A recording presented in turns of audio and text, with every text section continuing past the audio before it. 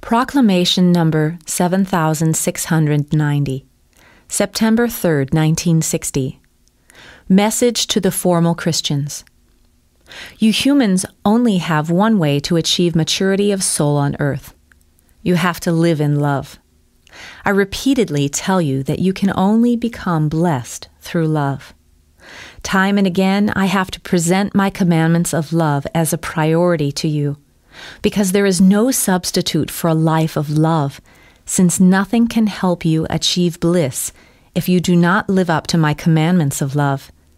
Hence you can do what you like. You can zealously observe the laws decreed by people. You can comply with all regulations which are supposedly necessary. But your spiritual development will not progress one iota if you disregard love. Consequently, in all your undertakings, you should consider carefully whether you are motivated to do something by the love within you, or whether you merely comply with commandments which were given to you by people, and which are in no way related to a labor of love. You should always carefully think about the reasons of your thoughts and actions and attach no importance to anything devoid of love. Particularly, people who feel denominationally committed apply my commandments of love half-heartedly. They give their sole attention to traditional customs. They fulfill duties, which, they are told, are important, but by doing so, they do not further the maturity of their soul. And yet they should know that the maturing of their souls is the only reason for living on earth.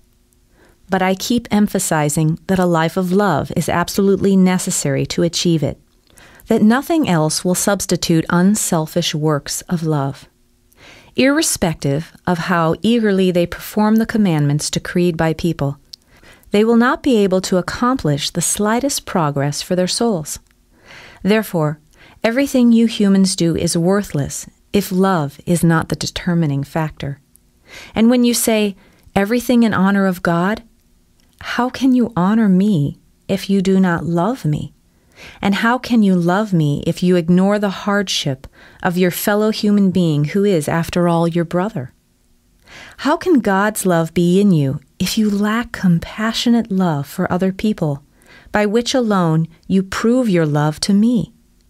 You live a wrong life if you feel committed to denominational customs and traditions, to ceremonies and implementations of duty.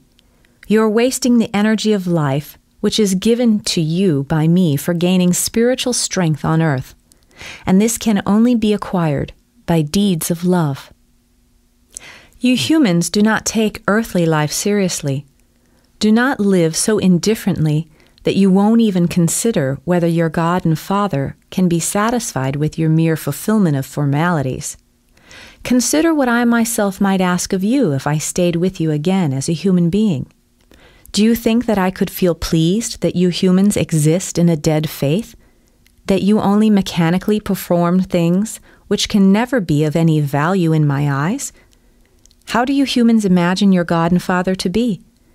How can you humans reconcile my wisdom with what you have built, with what you believe to be the Church of Christ?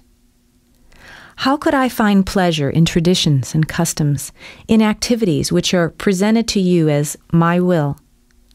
I can and will only take pleasure in those carrying out works of love.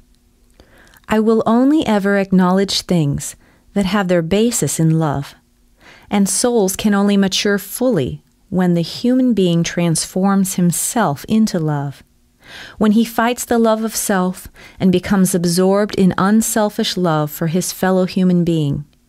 Because you are lacking love and should acquire it again while you live on earth.